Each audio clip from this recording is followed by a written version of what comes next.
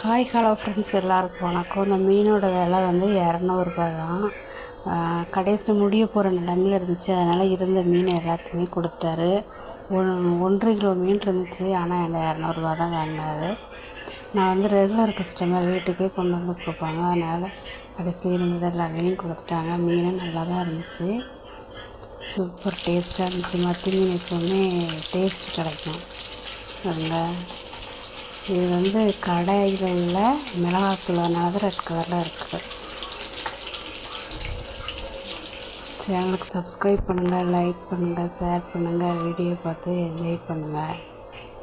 இது மிளகாத்தூள், கடாயில் உள்ள மிளகாத்தூள் போட்டோடனே ரெட் கலரில் இருக்குது. மற்றபடி நான் மீட் மசாலா தான் போட்டேன். தனி மத்தி மீன் குழம்பு சில டைமில் நான் 2-3 மீன் கலந்து போடுவேன். இன்றைக்கி தனி மீன் மட்டும் போட்டு செஞ்சேன். நல்லா இருந்துச்சு டேஸ்ட்டு. தேங்காய், தக்காளி, சின்ன வெங்காயம் அரைச்சாலே குழம்பு ஓரளவு டேஸ்ட்டு கிடைக்கும். கொதிக்கும் போது அப்படியே வாசனை வரும். இது வந்து ரேஷன் அரிசி தான். வீட்டில் எங்கள் அக்காவுக்கு சுகருங்கிறதுனால நாங்கள் ரேஷன் அரிசி தான் இப்போ சாப்பிட்றோம். இதெல்லாம் நல்லா டேஸ்ட்டாக தான் இருக்குது. ஓகே.